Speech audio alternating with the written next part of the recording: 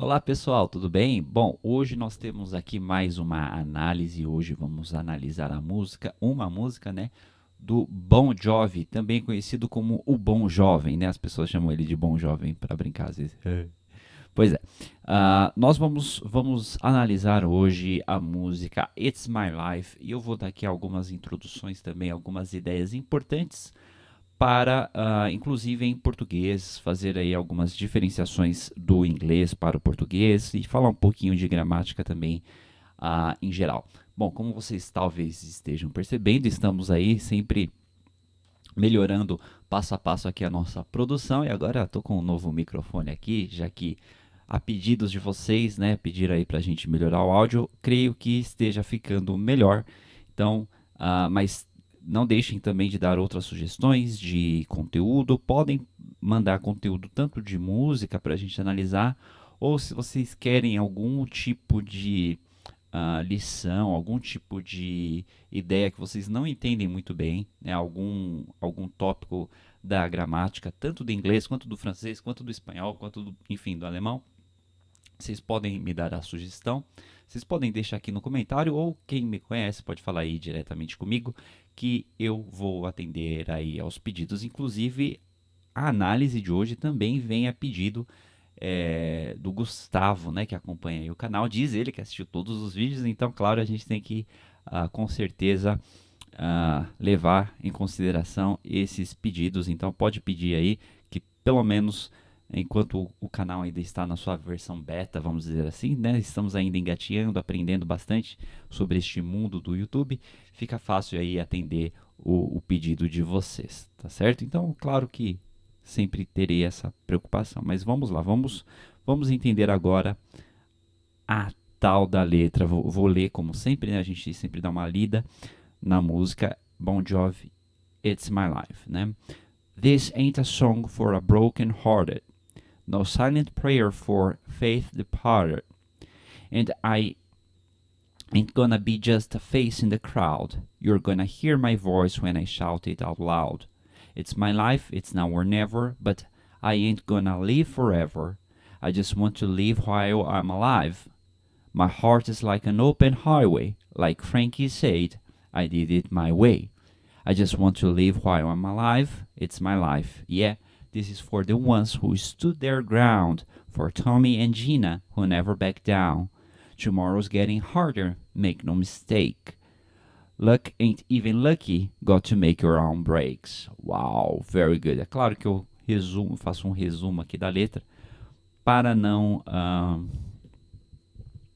ficar repetindo, né, o refrão, tal. Então, estamos aprendendo a ser práticos, né? Então, um ponto que eu queria pegar bastante aqui, vou começar, na verdade, dando uma introdução sobre alguns pontos sobre as diferenças entre o substantivo, adjetivo e verbo, né? E por que que essas relações estão no coração do inglês, né? Para a gente entender o inglês, nós precisamos entender como as palavras funcionam, como é que é o coração, né, do próprio idioma. Então vamos entender primeiro como ele se diferencia do português, né? O português ele é um idioma onde as marcações muito constantemente estão dentro das próprias palavras. O que que isso quer dizer? Quer dizer que, por exemplo, quando eu faço uma conjugação de um verbo, se eu pego aqui o verbo fechar, eu digo eu fecho, tu fechas, ele fecha, né? Passado, eu fechei, tu fechaste e assim por diante. Ou seja, só pela transformação do verbo eu consigo reconhecer não só qual é a ação, mas também quem está fazendo a ação, pelo menos se é a primeira, segunda ou terceira pessoa, e também consigo ver, é claro, o tempo, né? Então são duas características que já estão, são dois tipos de informação que já estão contidos na própria estrutura do verbo quando eu o conjugo. Então tem outras marcações também, como o próprio infinitivo. Em português, os verbos sempre terminam em ar, er, ir, e os verbos derivados de por com or, né? Claro. Então, veja só, então, a gente começa com essa grande ressalva e com essa grande ideia de que geralmente as marcações estão dentro da própria palavra em português, dentro do próprio verbo, dentro do próprio substantivo e assim por diante. O que não acontece da mesma maneira em inglês. Nós podemos dizer que nós temos marcações internas, entre aspas, e marcações externas, tá bom, gente? Então, o que é uma marcação interna? Uma marcação interna é o que eu acabei de falar, né? Por exemplo, de um verbo em português que tem a marcação interna, ou seja, ele na sua própria estrutura, ele já mostra qual é a informação, ele já dá a informação completa. Ele já mostra quem é o sujeito, se é a primeira, segunda ou terceira pessoa, e já mostra também qual é o tempo. Bom, em inglês, essa marcação é um pouco mais deficitária, né? Então, por exemplo, se eu conjugo o verbo, a gente vai ter, vamos pegar aí o verbo to close, passado I closed, you closed, he closed, é tudo igual, né? Então, não temos uma marcação interna do sujeito, não temos a marcação interna de quem está conjugando o verbo. Qual a consequência disso? A consequência disso é que passamos a depender mais de marcações externas, ou seja, nós precisamos dar sentido às coisas através de outras palavras. Os próprios pronomes, os próprios sujeitos, quando são declarados, eles também funcionam como uma marcação. Mas veja a diferença. Em português, eu falo eu fechei. Só que se eu tiro esse eu, não vou perder nenhuma informação. Na verdade, acaba sendo uma redundância, claro que é uma redundância aceita, né? Mas eu fechei ou simplesmente fechei, está me dando a mesma informação. Por quê? Porque nós temos o sujeito bem anotado, bem explícito, mas também temos a mesma informação dentro do próprio verbo. Então, existe uma redundância de informação. Não está errado, mas veja que fechei e eu fechei não vai fazer muita diferença. O que é muito diferente em inglês, porque em inglês eu preciso colocar I closed, porque se eu não coloco o bendito do sujeito, o meu interlocutor não vai saber com quem eu estou falando, a quem eu me refiro. Então eu preciso necessariamente desse sujeito. O que acontece em inglês? Portanto, né, como ele tem menos marcações internas nas palavras, nós passamos a ser dependentes da formação da frase, ou seja, a ordem dos elementos de uma frase me indica, me dá mais significado até do que a própria palavra. Um exemplo muito interessante disso, eu vou colocar aqui, e aí prometo que já seguimos para a música. Este exemplo aqui, vamos lá. É um exemplo que eu uso com bastante constância em sala de aula, que é crying child e child crying. São duas coisas bastante diferentes. Vou anotar aqui. Crying child, child crying. Então vamos lá. São basicamente as mesmas palavras. Porém, o significado dessas duas coisas muda completamente. Veja, nossa, nós temos os mesmos elementos, gente, mas a simples troca de elementos faz com que o sentido mude completamente. Então, aqui, crying child, o que é uma crying child? Né? É uma criança chorona, é uma criança que está, né? Ou seja, eu estou usando esse crying como um adjetivo, ou seja, a informação de que isso é um adjetivo vem muito mais da posição, do posicionamento desse crying do que pela palavra em si. Porque aqui no segundo exemplo, child crying, aí sim eu vou poder entender como criança chorando, ok? Ou seja, veja só, no primeiro exemplo, no exemplo de cima, crying child, esse crying funciona como um adjetivo, como uma qualidade da criança. É uma criança chorona. E o segundo exemplo, não, a palavra já serve como um verbo. Estou falando child crying, criança chorando. Olha só a diferença, né? Então tem uma grande importância essa questão de posicionamento das palavras. Por isso que em inglês nós temos que ser mais rigorosos, por exemplo, na hora de colocar um, um sujeito, né? A gente sempre tem que indicar muito bem o sujeito. Bom, mas vamos lá, vamos para a música em si. Vamos fazer uma leitura bem rápida. Aliás, já fiz a leitura, né? Então vamos para as ideias aqui. It's My Life. Então, conversando com isso, né, que eu já estava falando, It's My Life, o que é esse it's? Uma coisa que a gente vê com muita frequência.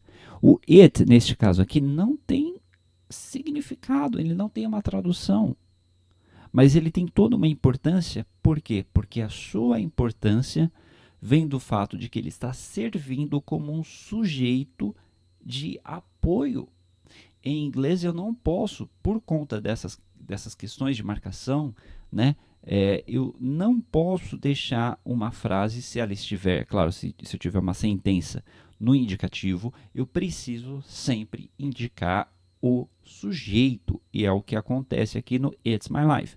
Eu preciso colocar o it, porque ele está dando suporte ao verbo to be. Eu não posso só falar is my life para dizer é minha vida. Eu tenho que colocar sempre o it. Outro exemplo clássico que eu dou muito aos meus alunos é está chovendo.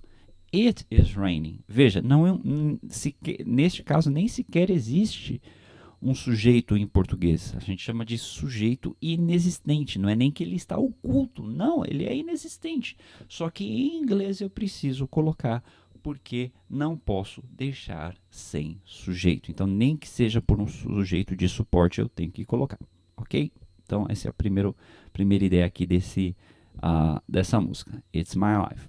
This ain't a song for the broken hearted. Então, vemos rapidamente que se trata de uma música bastante informal. Quando tem esse ain't, você já pode crer que é uma música informal, né? Que a gente sabe que esse ain't é usado como se fosse um coringa da negativa, né? Então, I ain't, you ain't, this ain't, there ain't, isso é muito comum de ser usado no inglês, mas é bastante informal, isso que a gente precisa entender, é muito informal. Então, this ain't a song for the broken hearted.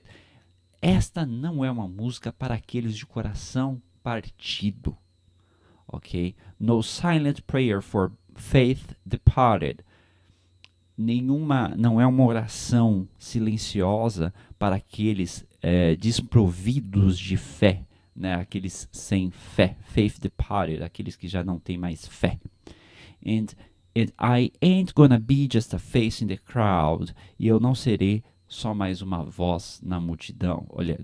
Mais um rosto na multidão.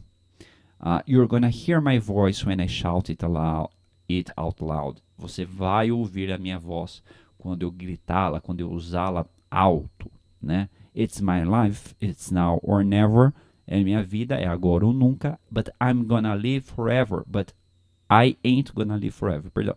Mas eu não vou viver para sempre. De novo, o ain't aqui, né, como uma negativa, o coringa da negativa, bem informal. I just want to live while I'm alive. Eu só quero viver enquanto estou vivo. My heart is like an open highway. Meu coração é como uma estrada aberta. Like Frankie said, I did it my way. Essa parte aqui da música para mim é a minha favorita, porque na verdade quem é esse Frankie? Né? Like Frankie said, I did it my way. Bom, se você não conhece, é uma referência ao Frank Sinatra, né? Ao Frank Sinatra, grande cantor e compositor que justamente cantava, né? I did it my way. É uma música excelente, então, talvez algum outro dia a gente possa fazer aqui essa análise também aqui no canal, porque Frank Sinatra realmente é um grande autor. Like Frankie said, I did it my way. Então, como Frankie, né, ele está usando aqui uma maneira informal de chamar o Frank Sinatra, I did it my way. Eu fiz do meu jeito, né? Ou seja, a música do Frank Sinatra falava I did it my way, eu fiz do meu jeito, eu vivi do meu jeito, né? Não importa, eu vivi dificuldades, eu fiz coisas erradas, eu errei, eu acertei, mas o importante, no final das contas, é que eu fiz do meu jeito, eu vivi do meu próprio jeito, não vivi da maneira que tentaram impor para mim ou alguma coisa assim. Então, aqui o Bon Jovi está tentando falar, na verdade está falando a mesma coisa. Como o Frank Sinatra dizia, eu também fiz do meu jeito, né? I just want to live while I'm alive. Eu só quero viver enquanto estou vivo, né? It's my life, é a minha vida. Yeah, this is for the ones who stood their ground. Então, esta aqui é para aqueles que se mantiveram firmes, né? To stand, né? Aqui no passado, stood, ele é um verbo que sempre dá a ideia de ficar em pé. Na verdade, ele nasceu com o sentido de estar de pé. Até difícil traduzir para o português, mas ele significa basicamente estar de pé. I stand quer dizer eu estou de pé, eu me mantenho em pé. Mas aí, claro, por extensão, muitas coisas foram sendo adicionadas, muitos sentidos, né, foram sendo tirados do verbo to stand, como resistir, permanecer, né? E então, who stood their ground, quem conseguiu se manter firme e assim por diante. Tá? E ground significa solo, né, chão, né? For Tommy and Gina, who never backed down. Né? Então, para Tommy e Gina, que nunca desistiram, nunca foram para trás, nunca, enfim, back down é isso, é desistir, né? É dar um passo para trás. Então ele está falando para Tommy e Gina, que nunca desistiram, que nunca deram um passo para trás, que sempre seguiram firmes, que sempre continuaram em frente. É isso que ele quer dizer aqui. Tomorrow's getting harder, make no mistake. Ou seja, amanhã, ao pé da letra, amanhã está ficando mais difícil. Ao pé da letra. Então quer dizer, amanhã ainda, ou seja, existem desafios ainda para o amanhã, né? As coisas nunca ficam mais fáceis, né? Essa é a ideia que ele quer passar aqui. Make no mistake, não se engane. Uma tradução mais livre, não se engane. Mas ao pé da letra, faça nenhum erro, tá? Eu gosto de colocar, de citar essa ideia um pouco mais literal, para você que está estudando entender como é que é a ideia literal, mas sabendo também que é óbvio que eles não querem, que é simplesmente um uso diferente que se tem em inglês, né? Não é errado, não é, enfim, são só formas diferentes mesmo de se dizer. Então a gente fala, por exemplo, cometer um erro, né? Em inglês não é cometer um erro, é fazer um erro, né? Make no mistake, faça nenhum erro. É mais ou menos isso que quer dizer ao pé da letra, mas claro, não cometa erros, não se engane, também é muito comum ser usado neste sentido. Tipo, não se engane, ele é uma boa pessoa. Make no mistake, he's a good person. Muito comum de usar neste sentido. E a última frase aqui, muito interessante. Luck ain't even lucky, got to make your own breaks. Então, luck é a sorte, e lucky, né, com esse Y no final, é sortudo. Ou seja, a sorte nem sequer é sortudo. Ou seja, poxa, se nem a sorte é sortuda, né? Se nem a fortuna tem fortuna, então a gente está lascado, né? Estamos lascados. Got to make your own breaks. Então tem que fazer aqui suas próprias, enfim, tem que se virar nos 30, basicamente aqui o que ele está dizendo. Né? Tem que se virar nos 30, nos 30, enfim. Mas aqui o importante que eu queria ressaltar são essas questões que eu falei lá no começo sobre adjetivo, verbo, etc. E aqui tem a palavra life, lives, alive, to live. Aliás, não tem alive, mas tem to live, live, enfim. Por quê? Veja só, de novo, como não existe uma marcação necessariamente para um verbo ou seja, uma marcação interna, né? De novo, vamos chamar de marcação interna, muito clara, né? Existem algumas marcações, como a conjugação da terceira pessoa do singular, né? I live, you live, he lives, né? Mas isso é bem menos rigoroso do que em português. Então a gente tem, por exemplo, it's my life, correto é life, só que olha que interessante, o plural de life é lives.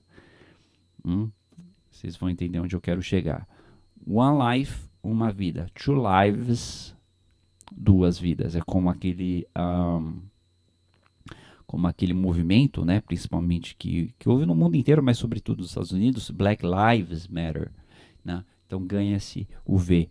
A grande maioria das palavras que tem essa última sílaba em F, geralmente o plural torna-se em V. Então, por exemplo, knife, plural, knives.